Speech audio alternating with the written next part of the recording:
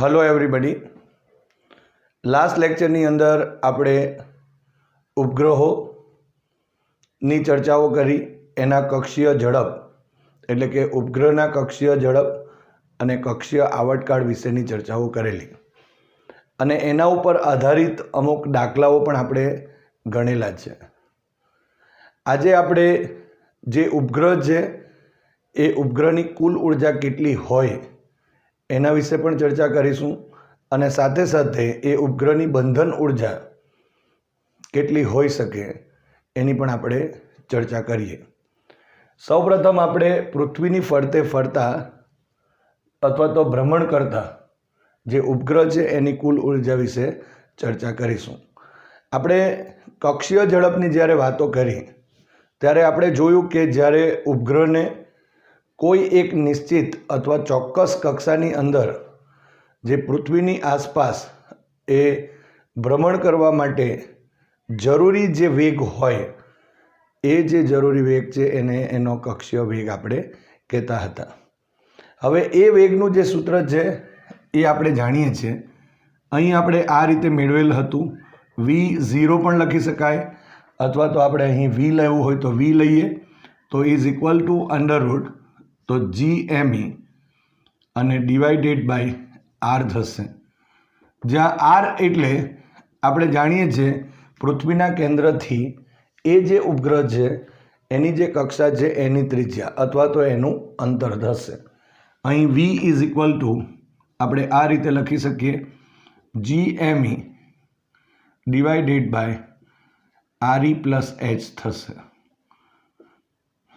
હવે જો આ ઉપગ્રહ પૃથ્વીની તદ્દન નજીક હોય તો આપણે જાણીએ છીએ તે પ્રમાણે એને small r is equal to અહીં RE પણ લખી શકીએ અથવા તો H ઇઝ ઇક્વલ ટુ 0 લખીએ તો પણ આપણે એ સૂત્ર મેળવી શકાય છે। મતલબમાં ઉપગ્રહને પૃથ્વીની ફરતે પૃથ્વીની આસપાસ એક ચોક્કસ એક નિશ્ચિત કક્ષામાં ભ્રમણ કરવા માટે જરૂરી જે વેગ હોય એને એનો કક્ષીય આ વેગ કહેવાય અથવા કક્ષીય ઝડપ કહેવાશે। તો આ જે કક્ષીય ઝડપનું જે સમીકરણ છે એનો જ ઉપયોગ કરીને આપણે એની ગતિ ઉર્જા શોધીએ, એની સ્થિતિ ઉર્જા શોધી અને એ કુલ ઉર્જા માટેનું સૂત્ર મેળવીશું। અહીં આકૃતિ આપણે દોરી દઈએ અને એ આકૃતિ ઉપરથી આપણે અહીં એની કુલ ઉર્જા મેળવીશું। તો સૌપ્રથમ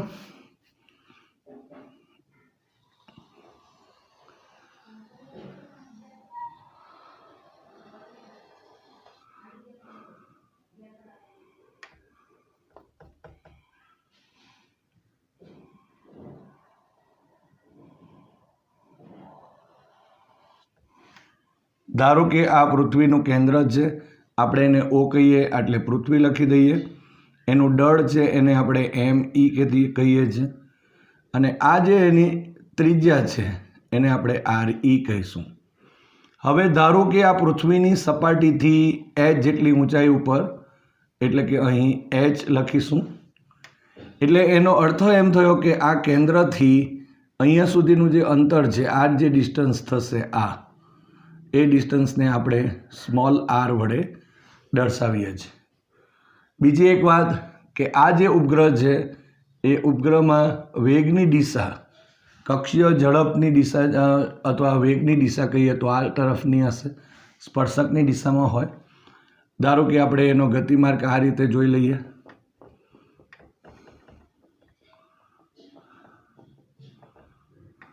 આ રીતે એનો ગતિમાર્ગ આપણે બતાવી શકીએ।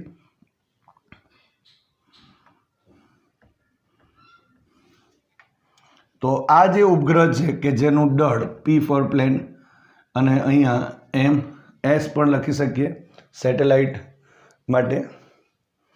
તો અહીં દળ જે છે એ M જેટલો દળ ધરાવતો છે। તો અહીં આપણે લખી શકીશું કે આકૃતિમાં દર્શાવ્યા મુજબ સ્મોલ m દળ ધરાવતો એક ઉપગ્રહ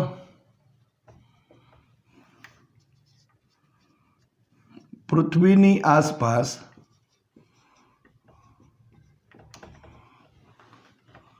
પૃથ્વીના કેન્દ્રથી સ્મોલ આર જેટલી ત્રિજ્યાના વર્તુળાકાર માર્ગે પરિભ્રમણ કરે છે.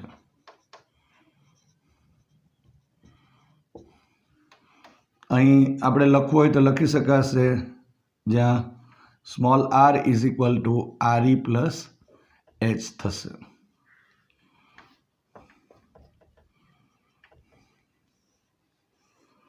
આ આપણે અહીં જોઈ લીધું. એટલે અહીં જો ઉપગ્રહનું દળ m છે અને પૃથ્વીનું દળ m છે અને small r is equal to RE plus H થશે. સૌપ્રથમ આપણે આજના સંદર્ભમાં જ લઈશું. એટલે સૌપ્રથમ આપણે લખીએ, હવે ઉપગ્રહની ગતિ ઉર્જા કેપિટલ K વડે દર્શાવીશું.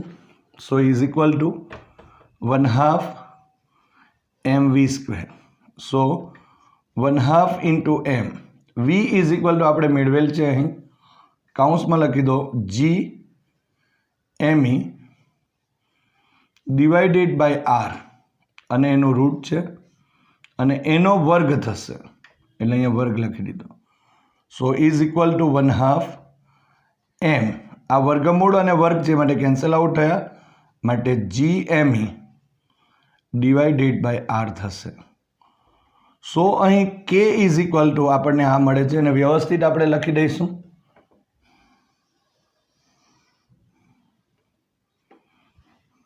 સો k ઇઝ ઇક્વલ ટુ અહીં g me m divided by twice r લખીશું. g me m divided by twice r. તો આ સમીકરણ નંબર આપણે 1 કહીએ.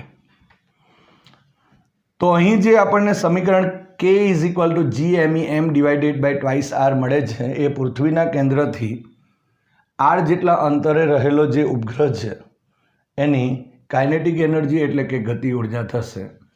હવે એની સ્થિતિ ઉર્જા બી લખી દઈએ. હવે ઉપગ્રહની સ્થિતિ ઉર્જા અહીં u is equal to -g me m divided by r થશે. હવે આ જે અત્યારે જે સ્થિતિ ઉર્જા મળે છે એ પૃથ્વી અને ગ્રહ ઉપગ્રહ જે છે એની બનતા જે તંત્ર છે એની સ્થિતિ ઉર્જા u is equal to -g me m divided by r થયું, અને સમીકરણ નંબર આપણે 2 આપી દઈશું. હવે આ જે સમીકરણ 1 અને 2 પરથી આપણે ઉપગ્રહની જે કુલ ઉર્જા છે એ પણ આપણે મેળવી શકાશે. તો એ પણ જોઈ લઈએ. હવે સમીકરણ નંબર 1 અને 2 પરથી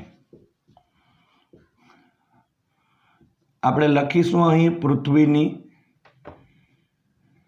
આસપાસ ભ્રમણ કરતા ઉપગ્રહની કુલ ઉર્જા. તો કુલ ઉર્જા આપણે લખીએ E ઇઝ ઇક્વલ ટુ અહીં k પ્લસ યુ થશે. હવે આ જે આપણે યુ લખીએ છીએ એની જગ્યા પર કોઈક વાર બુકોની અંદર આપણે કેપિટલ વીનો પણ ઉપયોગ કરવામાં આવે છે, એટલે થોડી કાળજી આપણે એ રાખીશું કે અહીં સ્થિતિ ઉર્જા માટે પણ વી વાપરીએ છીએ અને સાથે સાથે જો સ્થિતિમાન હોય તો એના માટે પણ વીનો ઉપયોગ કરીએ છીએ. તો કાળજી એટલી રાખવી પડશે કે અહીં આપણે એ જે સૂત્ર છે એમાં આપણે અત્યારે યુ વાપરેલું છે, તમે વી પણ વાપરી શકો, પરંતુ એની ઉપર આપણે આ રીતે ઉપગ્રહની સ્થિતિ ઉર્જા છે એવું દર્શાવવું પડશે. હવે આપણે કિંમત મૂકી દઈએ. So is equal to G me m divided by twice r minus g me m divided by r થશે. હવે લસાવો લઈ લઈએ તો ટ્વાઇસ આર થઈ જશે અહીં, પણ એની જગ્યા ઉપર આપણે 2 વડે અહીં ગુણીશું અને 1 હશે 1 - 2, એ રીતે પણ લખી શકાય. અથવા તો આ રીતે GMEM divided by R common લઈ લીધો તો અહીં રહી જશે 1/2 માઇનસ અહીં 1. સો ઇઝ ઇક્વલ ટુ અહીં GMEM ડિવાઇડેડ બાય આર કૌંસમાં -1/2 થયું. So is equal to minus GMEM divided by અહીંયા 2R થશે. આ માઇનસ આગળ લઈ લીધો અને આ 2 અહીંયા લઈ લઈએ છીએ. તો અહીં તમે જોઈ શકો છો કે પૃથ્વીની આસપાસ જે ભ્રમણ કરતા જે ઉપગ્રહ છે કે જેની કેન્દ્રથી અંતર સ્મોલ r જેટલું છે અથવા સ્મોલ r જેટલી જે કક્ષાની ત્રિજ્યા છે એટલી ત્રિજ્યામાં ફરતો જે ઉપગ્રહ છે એની કુલ ઉર્જા એ -GMEM divided by twice r જેટલી થાય છે. હવે આ જે સૂત્રો જે છે એની અંદર આપણે small r is equal to RE plus H લખીએ તો એ H ઊંચાઈના સંદર્ભમાં પણ આપણે મેળવી શકાય. અહીં આપણને જે સૂત્ર હતું એ સૂત્ર આપણે મળી ગયું છે. સમીકરણ નંબર અહીં 3 થાય છે. હવે આપણે બીજી 2 પ્રકારની વાતો કરીશું. અહીંયા જે રીતે આપણે વાત કરી કે આરની જગ્યા પર RE પ્લસ H તો લખીશું જ, પણ તમે જોઈ શકો છો કે અહીં જો આપણે ક્યાં તો R બરાબર RE લખીએ અથવા તો H બરાબર 0 લખીએ, જો આ હોય તો પૃથ્વીની તદ્દન નજીક જો હોય એવા ઉપગ્રહની જે ઝડપ છે તે V is equal two Underwood અહીં GME ડિવાઇડેડ બાય RE જેટલી થાય. તમે આ સૂત્રમાં H બરાબર 0 મૂકો તો બી આ જ આવશે અને આ સૂત્રમાં R બરાબર RE લખો તો પણ આ જવાબ આવશે. તો એ જ રીતે જો આપણે સ્મોલ આરની જગ્યા પર આપણે જો RE પ્લસ H લખી દઈએ તો એની જે ગતિ ઉર્જાનું સૂત્ર પણ મળશે, એ જ પ્રમાણે સ્થિતિ ઉર્જા પણ મળશે અને એ જ પ્રમાણે અહીં એની કુલ ઉર્જાનું પણ સમીકરણ મળી શકે. તો સૌપ્રથમ આપણે અહીં લખીએ માટે અહીં હવે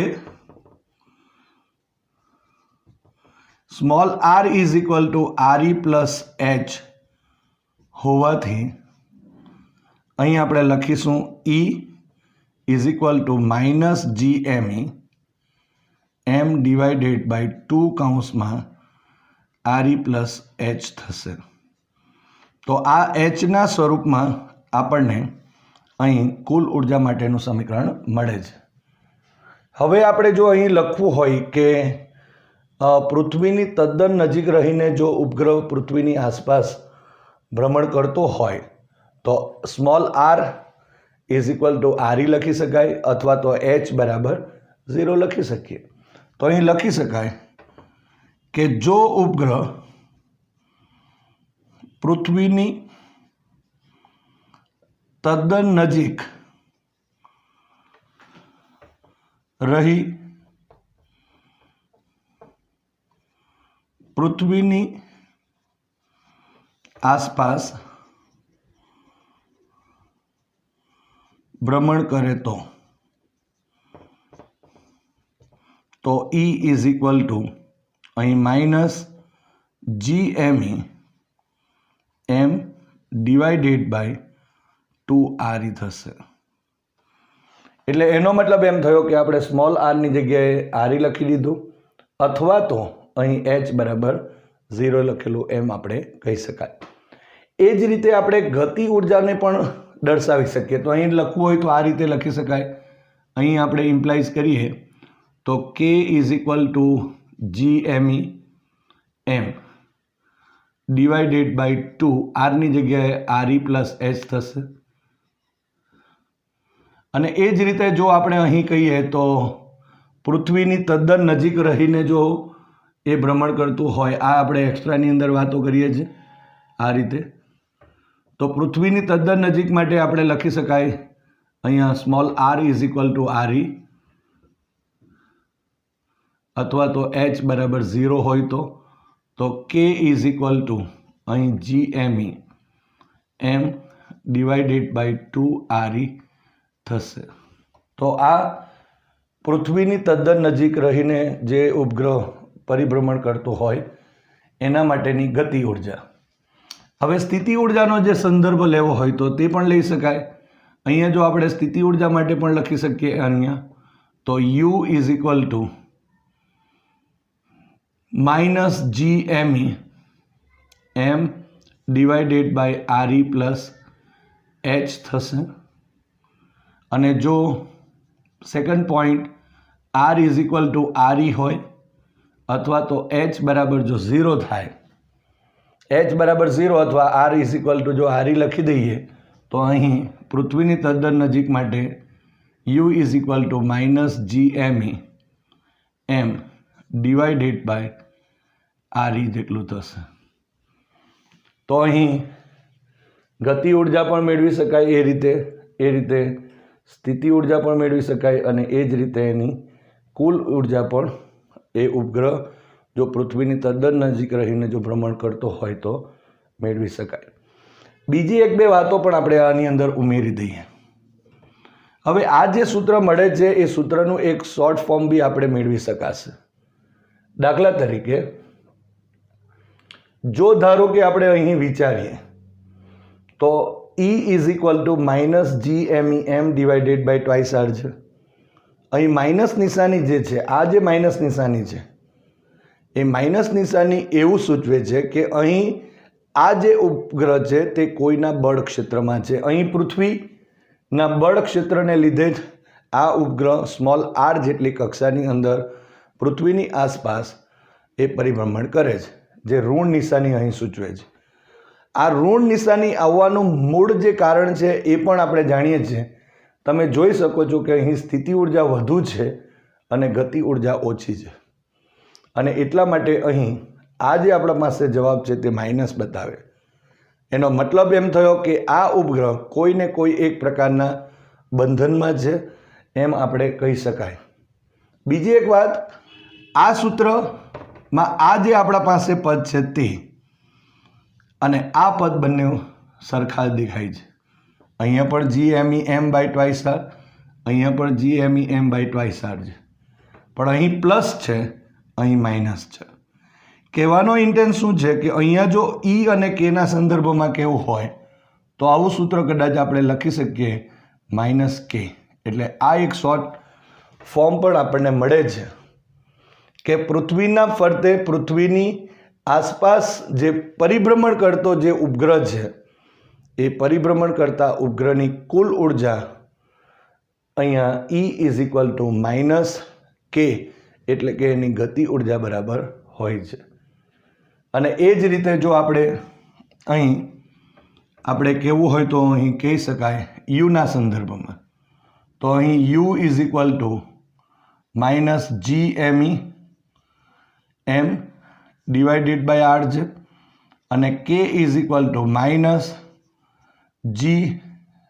plus GME M divided by twice R છે. હવે આ જે આપણા પાસે કિંમત જે છે એ આમાંથી આપણે લખી શકીએ. માટે GME M by R is equal to આપણે 2K લખી શકાય. સો અહીં U ઇઝ ઇક્વલ ટુ તમે જોઈ શકો છો આ K ની કિંમત plus GME M by twice R છે. એમાંથી આપણે આટલું જે પદ છે આ પદ એ આપણે લઈ લીધું GME M by R is equal to 2K લખાશે. જે પદ યુના પદમાં જો લખીએ તો આ માઇનસની નિશાની અને આ જે કિંમત છે તે અહીં લખી દઈએ તો 2K છે. તમે જોઈ શકો છો કે U is equal to -2K થશે. તો આ પણ એક શોર્ટ ફોર્મ મળી ગયું, આ પણ એક શોર્ટ ફોર્મ મળી જશે. આના ઉપરથી K is equal to minus આપણે U/2 પણ લખી શકાય. તો આ રીતે આપણે જે સ્થિતિ ઉર્જા છે, ગતિ ઉર્જા છે અને એની કુલ ઉર્જા વિશેની વાતો કરી શકાય. અને અહીંયા માઇનસ નિશાની જે દર્શાવે છે તે આપણે જોયું કે અહીં એક કુલ ઉર્જા જે છે એ કુલ ઉર્જા પરથી એ માઇનસ નિશાની એમ સૂચવે છે કે આ M દળનો જે ઉપગ્રહ છે એ પૃથ્વીના બળ ક્ષેત્રમાં એક બંધાયેલો છે કે જેની કુલ ઉર્જા E is equal to GMEM divided by 2r જેટલી થાય છે. હવે પૃથ્વીના ફરતે જે ભ્રમણ કરતો જે ઉપગ્રહ છે એ બંધન ઉર્જાની ચર્ચા કરીએ. આપણે સામાન્ય રીતે જ્યારે કોઈ બંધન ઉર્જાની ચર્ચાઓ કરતા હોય તો આપણે જાણીએ છીએ કે જો કોઈ પદાર્થ કોઈ બળ ક્ષેત્રમાં હોય અને એ બળ ક્ષેત્રમાંથી એ પદાર્થને જો મુક્ત કરવા માટે જરૂરી જે ઉર્જા હોય એ ઉર્જાને આપણે એની બંધન ઉર્જા કહીએ છીએ. અત્યારે આપણે છેલ્લે જોયું કે પૃથ્વીના ફરતે જે ભ્રમણ કરતો જે ઉપગ્રહ છે એની કુલ ઉર્જા આપણને મળે છે. એ સ્મોલ આર અંતરે બી હોઈ શકે અથવા તો પૃથ્વીના જ્યારે તદ્દન નજીક રહીને ભ્રમણ કરતો બી હોઈ શકે. તો આપણી પાસે જો કુલ ઉર્જા હોય તો એ કુલ ઉર્જા ઉપરથી આપણે એની જે બંધન ઉર્જા છે એ મેળવી શકાશે. અને એ બંધન ઉર્જાને આપણે અહીં નિષ્ક્રમણ ઉર્જા પણ કહી શકાય, જેને નિષ્ક્રમણ ઝડપના સંદર્ભમાં પણ આપણે દર્શાવી શકીએ. તો અહીં કહી શકાશે, ધારો કે આપણે એમ કહીએ છીએ કે જો m દળનો જે ઉપગ્રહ છે એ ઉપગ્રહ પૃથ્વીના ફરતે પૃથ્વીના કેન્દ્રથી સ્મોલ આર અંતરે રહી પૃથ્વીની આસપાસ ભ્રમણ કરે છે. તો એ જે કક્ષામાં જે ભ્રમણ કરે છે, સ્મોલ આર ત્રિજ્યાની જે કક્ષા કહી શકાય, એ કક્ષામાં જે ભ્રમણ કરે છે ત્યાંથી જો એને અનંત અંતરે જો મોકલાવવો હોય તો જે કુલ ઉર્જા છે એ કુલ ઉર્જા જેટલી જો ઉર્જા એને ધન આપી દેવામાં આવે, કારણ કે માઇનસ નિશાની શું સૂચવે છે અહીં કે એ ઉપગ્રહ એ પૃથ્વીના બળ ક્ષેત્રમાં છે. તો જો એ ઉપગ્રહને એ કક્ષામાંથી જો અનંત અંતરે મોકલવું હોય તો એટલી જ ઉર્જા આપણે અહીં આપવી પડે. અને એ જે ઉર્જા છે એ ઉર્જાના ભોગે અહીં આ જે ઉપગ્રહ એ પૃથ્વીના બળ ક્ષેત્રમાંથી નીકળી અને અનંત અંતરે પહોંચી જશે. તો સૌપ્રથમ આપણે આકૃતિ પણ દોરીએ અને એના ઉપરથી એની સમજૂતી લઈએ છીએ. અહીં આપણે સૌપ્રથમ ઉપગ્રહ છે તેની કક્ષા દોરી દઈએ. અહીં પૃથ્વીની વાતો કરીશું.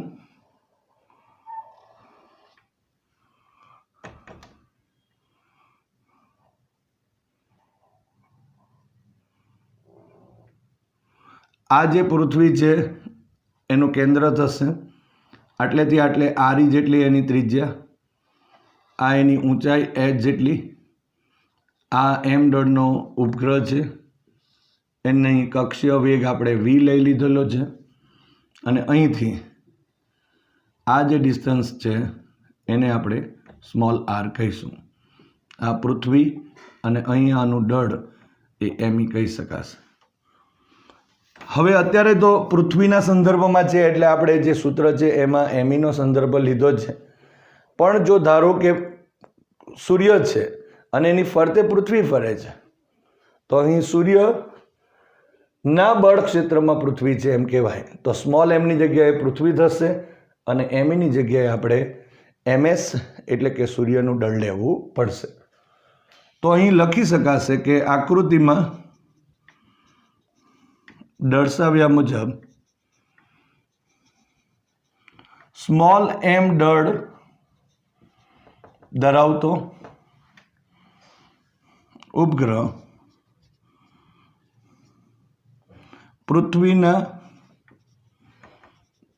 કેન્દ્રથી સ્મોલ આર અંતરે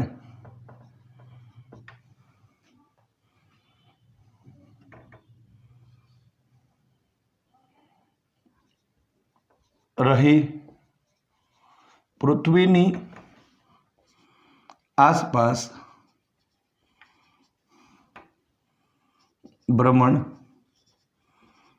કરે છે, જ્યાં R is equal to RE plus H છે.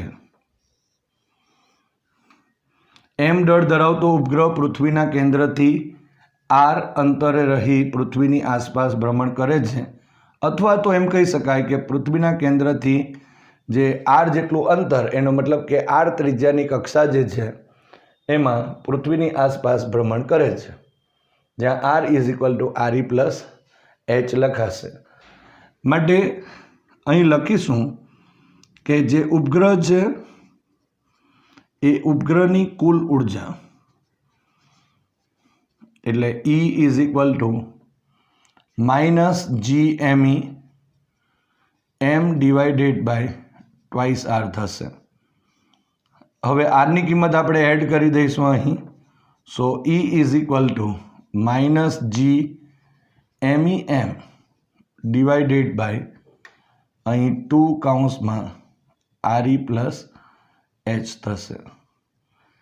એટલે અત્યારે આ જે ઉપગ્રહ છે એ ઉપગ્રહની જે કુલ ઉર્જા છે તે આટલી છે, અને આ minus GMEM by 2 RE plus H જેટલી જે કુલ ઉર્જા છે એ કુલ ઉર્જા સાથે આ જે ઉપગ્રહ છે એ પૃથ્વીની આસપાસ અહીં ભ્રમણ કરે છે. હજુ પણ એક આની અંદર વાતો જો ઉમેરી દેવી હોય તો એમ કહી શકાય, જ્યાં H બરાબર 0 એટલે પૃથ્વીની તદ્દન નજીક, અથવા તો small r is equal to RE એટલે કે પૃથ્વીની જે r is equal to RE કે પૃથ્વીની તદ્દન નજીક રહીને. તો એની પણ આપણે ચર્ચા કરીશું, પણ તે પહેલાં અત્યારે જો કહીએ તો પૃથ્વી ઉપગ્રહ છે એની કુલ ઉર્જા આટલી છે. હવે આ જે આર ત્રિજ્યાની કક્ષામાં જે ભ્રમણ કરતો જે ઉપગ્રહ છે એને જો આ પૃથ્વીના બળ ક્ષેત્રમાંથી જો અનંત અંતરે મોકલવો હોય તો જરૂરી જે ઉર્જા છે એ જરૂરી લઘુત્તમ ઉર્જાને, એ લઘુત્તમ ઉર્જા આપણે અહીં E is equal to plus GMEM by અહીં ટ્વાઇસ આર અથવા તો અહીં 2 કૌંસમાં RE પ્લસ એચ હોવી જોઈએ.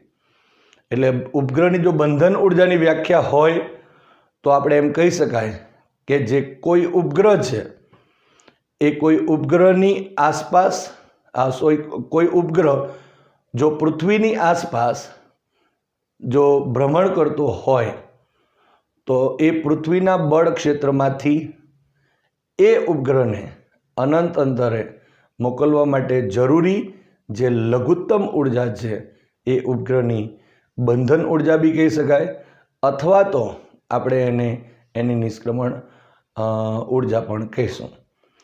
એટલે અહીં જો આપણે લખવું હોય માટે ઉપગ્રહની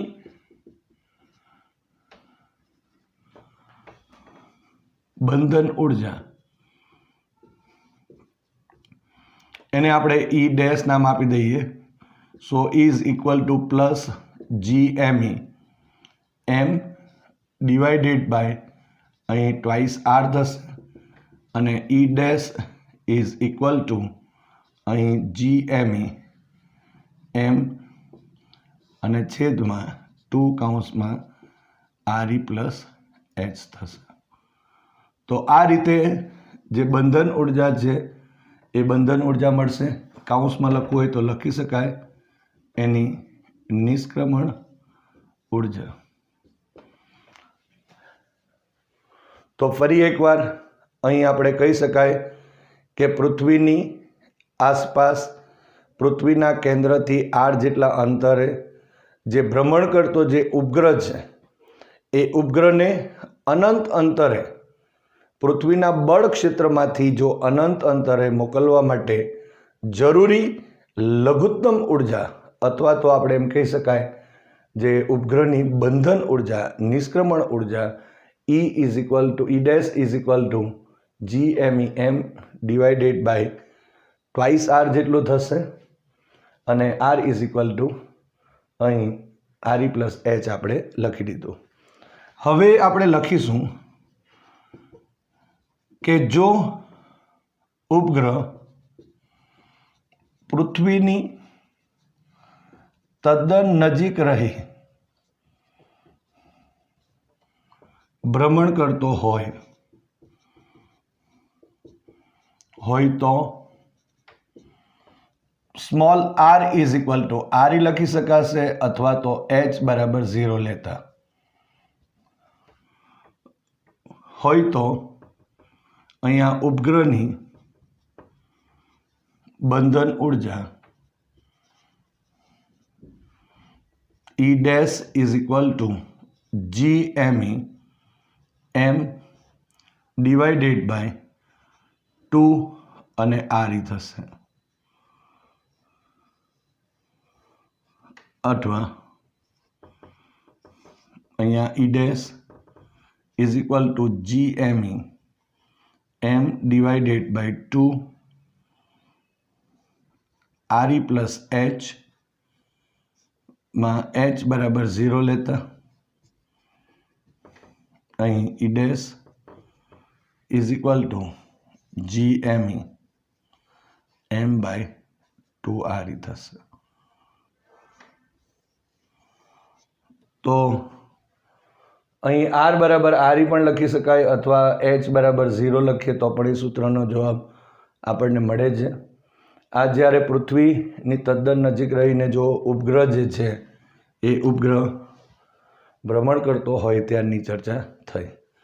તો આ રીતે આપણે કોઈ બીજા ગ્રહની ફરતે કોઈ બીજો પણ ઉપગ્રહ ભ્રમણ કરતો હોય તો ત્યારે તે ગ્રહનો આપણે સંદર્ભ અહીં લેવો પડશે. ત્યારે આપણે જો કેવું હોય તો એમ કહી શકાય કે અહીં જે પૃથ્વીના બળ ક્ષેત્રમાં છે એની જગ્યાએ કોઈ ગ્રહના બળ ક્ષેત્રમાં હશે એવું આપણે અહીં કહી શકાય, અને ત્યારે આ જે દળ છે એમાં આપણને ચેન્જ મળશે. તો આ રીતે આપણે અહીં જે પૃથ્વીના ફરતે જે ભ્રમણ કરતો જે છે ની આસપાસ ભ્રમણ કરતા ઉપગ્રહની બંધન ઉર્જા અથવા તો આપણે નિષ્ક્રમણ ઉર્જા મેળવી શકાય.